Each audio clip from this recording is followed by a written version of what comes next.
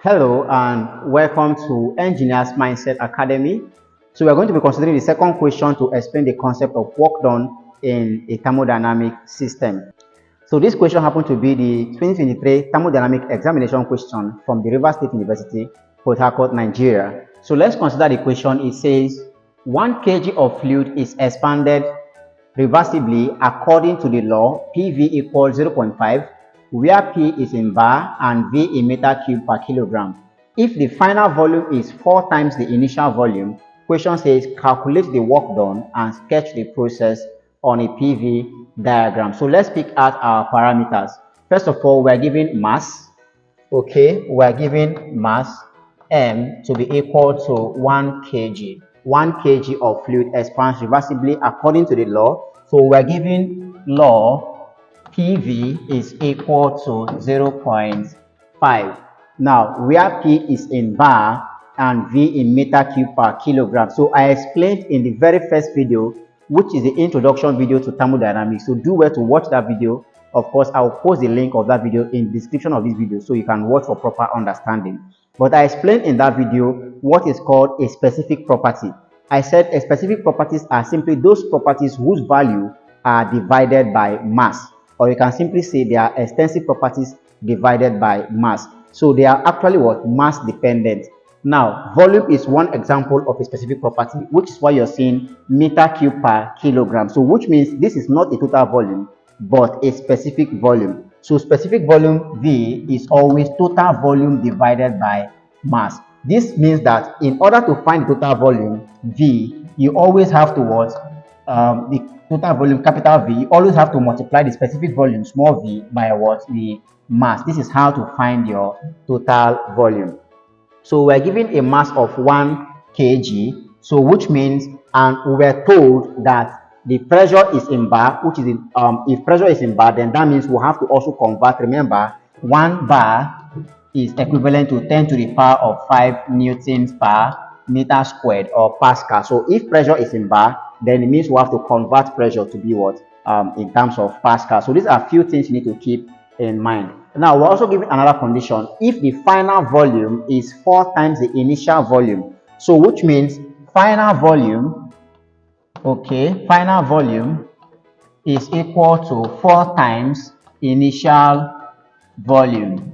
All right, so the final volume of course is V2, and V2 is equal to what? 4 times the initial volume is V1. This is another condition given to us. Now let's start with the law. PV equals 0.5. Let's first of all make V subject of the formula. So from the law, we have PV is equal to 0.5. Mind you, V here is specific according to what the question says. So let's make V subject. It means now that specific volume, small v, is going to be what? 0.5 all over the pressure P. Keeping this aside, but not forgetting, to obtain total volume, you have to multiply specific volume by what? Mass. So this simply implies that total volume, which is capital V now, is equal to what? Mass times specific volume. So which means in this concept now, this is our specific volume. That means total volume V becomes the mass was given. So should in case mass was not 1 kg, let's say the mass was 2 kg, then you have to effect it. It becomes 2 times that value you have there. But in this case, mass is given as 1 kg. So it becomes 1 times specific volume. And this is our specific volume, 0.5 all over P. So be very careful. Should in case the mass is 2 kg or 3 kg, then it becomes 2 or 3 times this value. So this simply means that our total volume also remains, of course, 1 times 0.5 still remains 0.5 all over P. That's the first thing to do. Convert the specific volume to what? Total volume. And we have this. The next thing to do now is cross multiply again and let it be in terms of what? PV. Cross multiplying now, we are going to have pressure times total volume to now be equal to what? Again, 0.5. This is our law. Then I said in the first calculation video that we did, from the law, what you need to do is always what? Find the pressure. But if you cannot find the pressure depending on the condition given to you, then you look at the values of the volume, initial volume or the final volume or whatever relationship, and see if you can relate it to the law to find what pressure. But in this case now, we can easily find pressure. This simply implies here we can make pressure subject, and pressure becomes what? 0.5 all over total volume. This is now for pressure, but not forgetting the statement said if the, okay, not forgetting, they said where P is in bar, okay, where P is in bar. So if pressure is in bar, this simply implies that pressure is equal to 0.5 by 10 to the power of 5 all over total volume. So that's how you tackle this kind of equation. So always keep in mind, it was stated in the question that V is in meter cube per kilogram. So which means you must first of all find the specific volume and convert it to total volume by multiplying with the mass. After doing that, next is to find your pressure. Then go back to the question. Question says pressure is in bar. So which means this pressure must be in bar. It becomes 0.5 times 10 to the power of 5 all over V. Now this becomes our pressure, and we have to find the work done. So you recall the work done formula. Work done is equal to integral from V1 to V2 of P times dV. This is our formula. So you put in the value of pressure into this formula in place of pressure. So this is now equal to integral from V1, not forgetting the condition says that the final volume is 4 times the initial volume. So V2 is equal to 4V1, which means in place of V2, you simply put in 4V1. So be very careful at this point. Do not change V1, still keep V1 as V1 and then change V2 to what? 4V1 according to what the law says. Final volume is 4 times the initial volume, so which means V2 is equal to 4V1. But if you want to change V1, it means you can write V1 in terms of V2. Therefore, V1 becomes V2 all over 4. That means in that case, you're not going to change V2, then you're not going to change only V1 to become V2 all over 4, which still makes the two volume to be in terms of V2 or V1. So it must be a linear volume, V1, V1 or V2, V2. Okay, now pressure itself is 0.5 by 10 to the power of 5 all over V, remember, times dV. So multiply by dV. So this becomes our law.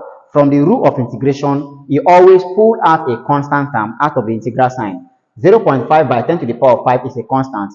Pull it out of the integral sign. Then you have that W is equal to 0.5 by 10 to the power of 5 integral from V1 to 4V1. We are now left with 1 all over V times dV. We simply have this, but not forgetting the integral of 1 all over V gives us a natural logarithm. The integral of 1 over V gives us ln V, which is natural logarithm of V. So this simply means that 0.5 by 10 to the power of 5 into, we have ln V from V1 to 4V1. We simply have this. Okay, so at this point, we'll put in our limits. Upper limit comes first, upper limit minus lower limit. So work done is equal to 0.5 by 10 to the power of 5 into upper limit. In place of V now, we'll put in upper limit. So ln V becomes ln 4V1 minus lower limit.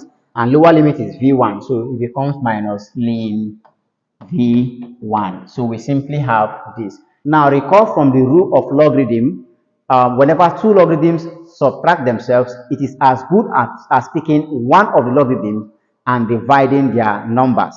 Okay, whenever the log of two numbers subtract themselves, it is as good as picking one of the logarithm and dividing their numbers. So which means this is going to be work done equals 0.5 by 10 to the power of 5. I will simply pick ln 4V1 and divide through by what? V1. So pick one of the log and divide their number since they are subtracting. So from here, observe that V1 strikes V1. So which means I have my work done to now be equal to 0.5 by 10 to the power of 5 into ln 4. Okay, because it becomes 4 left. Okay, so 4 is left. It becomes ln 4. So let's find the value of ln 4. So lane 4 is approximately 1.39.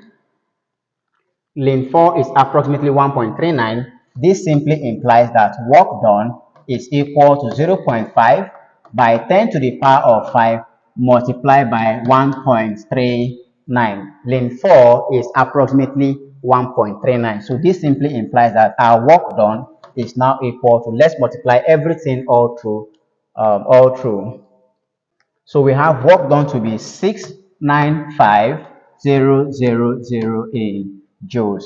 You can approximately write work done to be 695 in kilojoules. So it means the work done is 695 in kilojoules. Now, just like I explained in the introduction video, I talked about sign convention in that video, and I said if a system expands or undergoes an expansion process, then the work done is positive. That is simply saying the system is doing work on the surrounding. And if you look through the question says 1 kg of fluid expands reversibly, so which means the system was undergoing expansion and automatically our work done becomes positive. So which means if you encounter such a question and you solve but you're having your work done to be negative, then something is wrong along the line. You have to look through your question once again. Unless it is compression process, then the work done will become negative. Else, if it is expansion, work done is positive, as can be seen in this question.